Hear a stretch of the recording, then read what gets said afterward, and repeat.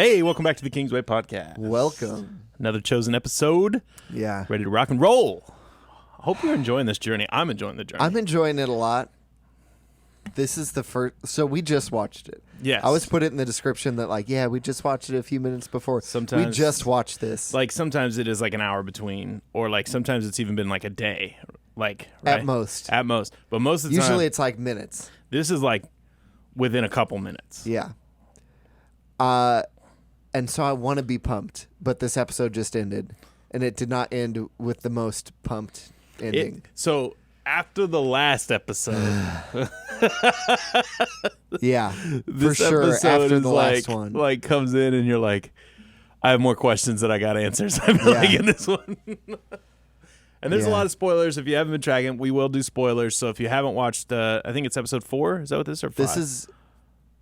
I can't remember. I think it's 5. I think it's 5. I think it's 5. There are a lot of. Let's just start from the beginning. Let's just talk about this for a second. Start from the beginning. A lot of demonic stuff in this.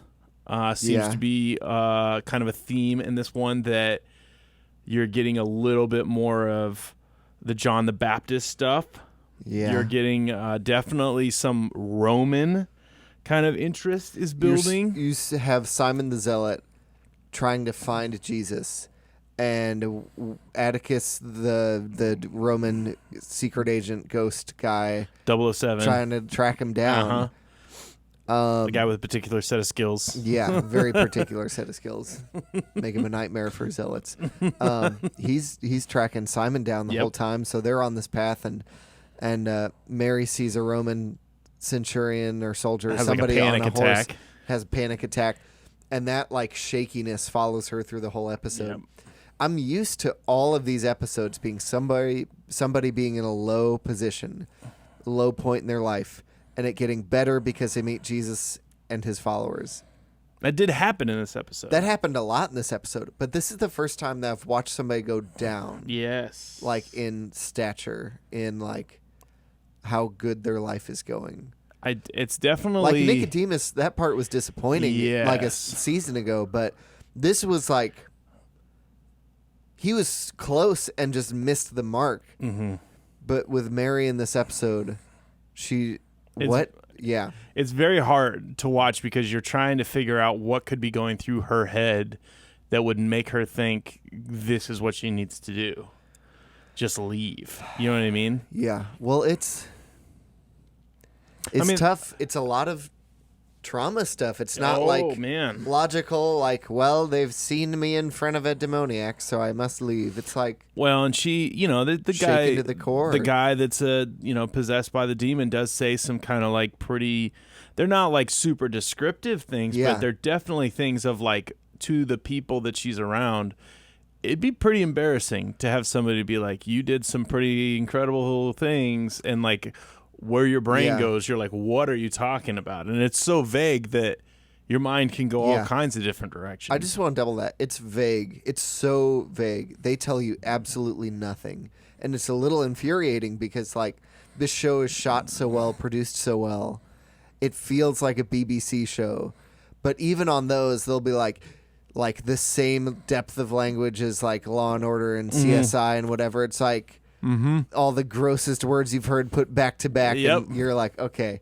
But for being as dark as they are, they've described absolutely nothing, and I appreciate it. I think they did it intentionally, artistically, similar to how the letters of Paul are written too, where you have these moments where Paul's describing a thorn in the flesh, and you're what is it? And it's it never comes out. Yeah. I think it's intentional because you put yourself into what that sin is, or what the problem would be, or what the past is, or what the what the guilt and shame is, because you kind of plaster yourself into what this person would be basically talking about with what Mary potentially had done or was a part of in her past. I mean, and truthfully, it is kind of sad because this demonic guy shows up, kind of has a really kind of crazy encounter with a couple of the disciples. Yeah. Mary's Matthew's gonna hit him with a wooden spoon. Dude. Mary tries to do what Jesus did to her. Yeah. And she tries to learn this guy's name, and he can't even get her name out. his name out. Or his name out. And so she can't call him like Jesus called her. Yeah. And so she kind of fails. And then Jesus shows up and does his like, get out. Yeah. And John the Baptist does his hurrah. That was so funny. Like, yeah. Yeah. It was utter silence. And everybody's like, what just happened? And John the Baptist is the one who's in the know. He's like, Jesus is going to do these miracles. I've known it for 40 years. Got to see one. Woo! That was awesome. Yeah. Reminded me of So the great. kid in The Incredibles when the dad rips the door off of the car and then picks it up. And the kid's on the little thing. He's like, it's like, that was awesome. I love it. Yeah, and then she kind of slinks away. I mean, that's kind of what happens. Yeah. And you're wondering where she's going. I mean, I'm like, what's your plan? Like, so it's what's going on in her head. I can't, like, it's artistic. It's vague. You can't really tell. You got to try. But I mean, yeah. At best, here's what's happening to her. She's had a very traumatic life up to this point. And it's all trauma is perceived. Mm-hmm. So, like, I'm not saying it's not real, but I'm saying, like, your body, it's trauma when your body and your mind respond a certain way to it. And so she's definitely responding in a trauma sort of way. She sees the trigger of the Roman, and it triggers her shakiness and brings some of those, like, fears and shame into the present moment. Let me clarify what you're saying, because I think it's really good. Because, like, think of it like you get in a car accident. Yeah. And you get really hurt or somebody really bad happens. And then you drive through that intersection again. After everything's healed, it's a new car, it's a different day, but you can physically, like, break out in a sweat. And, like, psychologically, you can go back to where that's at. Even though the trauma... Yeah. Mm-hmm. It's that. It's also, like, if a car breaks in front of you. Yes. And if that's like how you got in the wreck the first time. And it doesn't have to be in the same place. It can be somewhere completely different. Somebody breaks in front of you, you're just going to, like, freak out way more because of the trauma of the first time. That's exactly what it feels like this whole episode. So she's having this, like, draw back into her trauma through these triggers, through seeing the Roman, through seeing the demoniac, and even trying to be brave and help him, like, still drawn into some of that trauma. Well, and then he says her name, the other name to her, and that was for sure her name when she was a demoniac, when she was possessed. It's like Lila or Layla, Lilith, something like that. Yeah. Anyway, so that happens. Second thing, I don't take this too far, but some of what she was doing, because she was demon possessed. Yep. Some of what she was doing is outside of her control. Yep. At that moment. Also, but the shame is still there, as if she had done all of it. And she may not have completely remembered or known all that she'd done either. Yeah. I mean, some of that stuff. So I would compare it, and again, do not take this too far. I would compare it to some, like, mental illnesses. There are some things that you can do that you're not totally in control of, but your body did them and you feel the shame of it. Or someone that gets completely drunk or high and, like, has, like, a moment where they wake up and they're like, what did I do? Yeah. You know, and you're like, but that same thing, but she didn't start it. Mm-hmm. Like, exactly. It wasn't her fault. So there's this trauma triggering. There's this, like, I'm ashamed of all that happened, even though from the outside she shouldn't have been, because she wasn't the person doing it. But then on top of that, it's insinuated. I feel like it's insinuated pretty heavily without showing a single thing that some of those traumatic things were sexual in nature. Oh, yeah. Well, and what I was going to say is, like, you kind of build the narrative in your head knowing her family died early. She's destitute. Yeah. She has no money. Yeah. So she's sold or used or taken advantage of to a degree, whatever that is. And then she's just in this underbelly of worlds, and that makes her more prone to certain things happening, her mind being warped, her body being used, whatever it is. Yeah. And then it becomes this thing where her value and her even name is changed. Yeah. You know, and so I think what we're learning is the depth that Jesus has pulled her out of that by calling her by her name was way more than just demons. Like, it was full history of kind of where she came from. It's all of that together. And it's really tough because a few things. One, none of the disciples know. No. Not a single one. And so this guy, the demon in this person, alluded to the fact that she had done stuff that was worth telling a story about. Mm-hmm.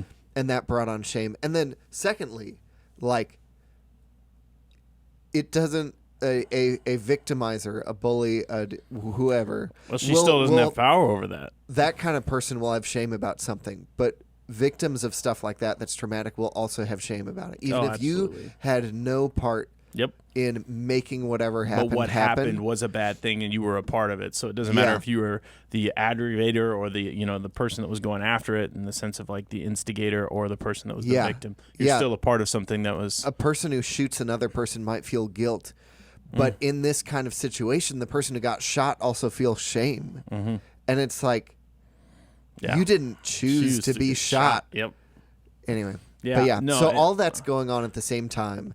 So when her past is brought up, even though she didn't necessarily instigate probably a good amount of it. Yeah, and maybe she did some, but that nothing happened in the episode that made her feel like she should have did anything wrong. Yeah. But it did have that moment where like you could tell she couldn't conquer this thing that had owned her life, and I think she was expecting to have a little more power, ownership. to be like, all right, I'm over this. You can do this. Get out of her, and then get out of him. And she couldn't, and she's like, I'm still the same broken person that I was before. And when you feel powerless, you want to take power in some other ways. You want to feel in control in some other ways. And so she's trying to help Rayma, I think that's her name, learn how to read, and she's been doing it. She's been doing a pretty okay job, but you can see her getting frustrated at herself. She feels in control when she's teaching her, but when she messes up or can't remember a rule, she's like beating herself up because she wants to like feel in control of something because of how out of control she feels in other place. And it's just all this piling up. And then she has this moment with the demoniac. I'm going to do what Jesus showed me to do. I'm going to show that I'm worthwhile and worth keeping around in spite of what I've done. I'm going to like be in control of this moment.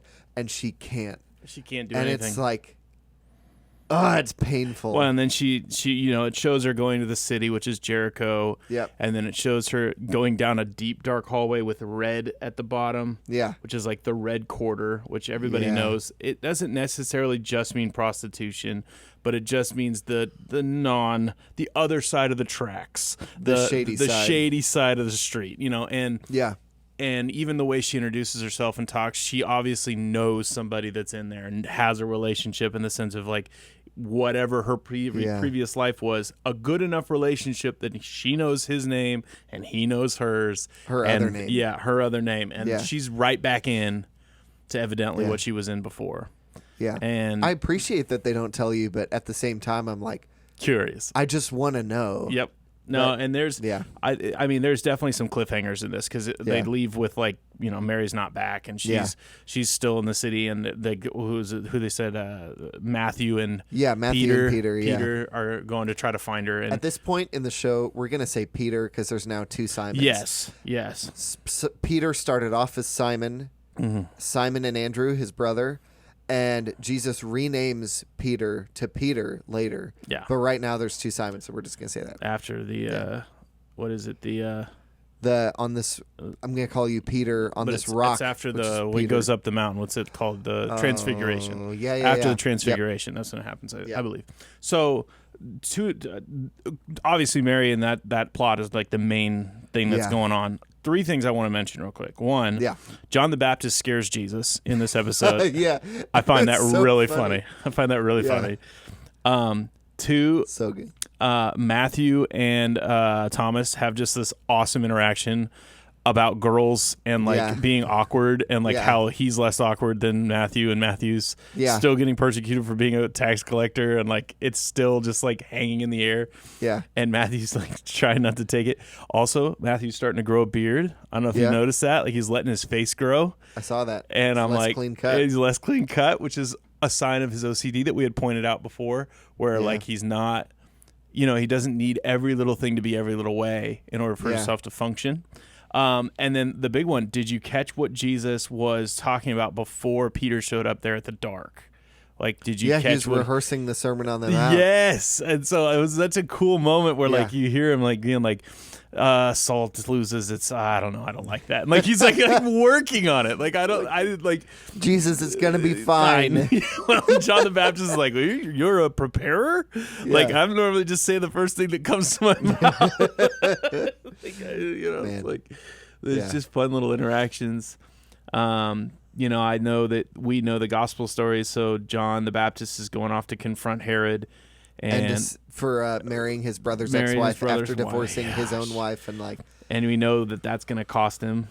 It's gonna shorten him by about a foot and a half, maybe. Depends on where they.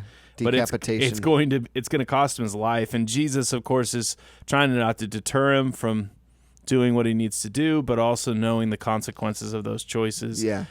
Really interesting thought process as I'm watching that. Just going like, how often is God or Jesus in a position where he knows our choices are, between obedience and suffering and not obeying and maybe delaying the inevitable or suffering. You know what I mean? Yeah. Like there's just a part of that was just kind of an interesting dynamic where you could tell Jesus just wants to tell John, like, just this one time, like, just don't do it. I don't want you to be gone. Exactly. But, yeah. And then they have that like weighty conversation where he's like, it's getting real, isn't it?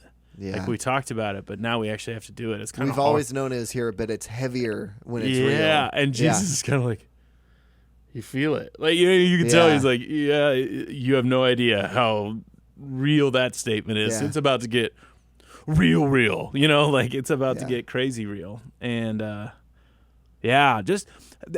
feel like what The Chosen is starting to get better at that I don't know if they were as good at in the first season is allowing episodes to breathe a little bit and to not have to have every episode have kind of really defining crazy moments in order for it to feel like a good episode. Yeah. They're traveling. And there are days where they're walking, and there are days where they're in the city doing something. And it just didn't feel like it was a waste of an episode. It didn't feel like it wasn't like it was. But the time in and the episodes before allowed them to let this episode kind of be a breath of 2 or 3 different, storylines from before, kind of having their moment in the sun, and then having this direct line, like you said, where a character finds their first doubts and struggles, even with walking with Jesus. They're still like, I don't know. Gotta admit, one of my favorite parts of the episode is when Jesus took Simon's dagger and threw it in the lake. I was like, ha! It's because it's like, it's not like this is your standard issue dagger. It's like, that's my this secret dagger is your father after your father passed away. Like it is deeply connected to you, and he just like tossed it in the lake. You're not gonna need that anymore. That's for stabbing. You won't need to do much stabbing in the future. I think my favorite was when Simon the Zealot looks at, and he's like, "Are you the Messiah?" And Jesus is like, "I am." And he's like, "Where are your disciples?" And he's like, "You're right here." And he like looks around at like this ragtag group, and Jesus is like, "Not the warriors you thought I'd be surrounded with in the catacombs." And like Simon's like, "No." Like you could just tell he's like, "This is not how I drew this up." Like looking around the circle like dork, dweeb, women, fishermen, cripple. Like I'm just like John the Baptist. I don't know if they could all together take one Roman. No, it was one of my. It's like that whole scene where Jesus cast the demon out, and then like the Simon the Zealot's still laying on the ground, and like John the Baptist, the one that like come back to, he's the one that cheers. Yeah. And then he walks up and he like sideways looks at Simon the Zealot. He's like, "When did you pick up the Zealot?" Like I just love the line. Yeah. No, great little spots in this episode. I think so good. It's really fun to have something to look forward to the next episode that's going to connect so well. And then also it's really fun to get these little like tastes of like what direction we're going, where you got John the Baptist, his coming to that place where his neck is going toward an axe. And then you got Jesus preparing the Sermon on the Mount. You're like, are we going to get to hear what's coming next? And I'm excited. I'm excited for the continuation because I think these are fun episodes that kind of leave a little like I'm ready for the next one in your mind. So, I'm ready. I just want to know if the guy who plays Jesus had to memorize the Sermon on the Mount, because that would be kind of great. And I really hope so.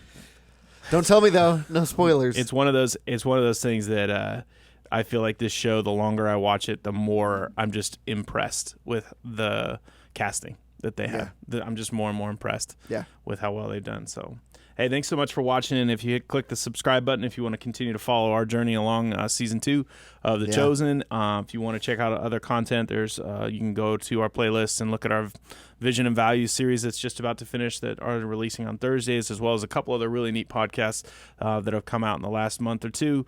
And including a really neat one that's releasing on the 16th. We have a pretty neat... If you've ever wondered about hell. Yes. On the 16th, we're releasing a neat discussion. We're doing a deep dive into all 7 levels of it. Who's where and why. Oh, my gosh. Kidding. It's going to be a great... It's a great introduction, I think. Just it's a conversation. I think that's the word we just need to keep saying. There's not a whole lot of details or even deep diving into certain specific passages. We don't figure it out over that. No, it's just a discussion. Yeah, I agree with you. Great intro, and there's some great resources in the description of that one. And it's fun because my brother joins us again on that, and having 3 of us and just having a quick, I would say 35-minute discussion on that really I think was a gateway for me to even do a little bit more research after. And we filmed that over a month ago, so I'm excited if you guys get to see it. So I'm click stoked. the like button if you liked what you heard today, and don't be afraid to share it.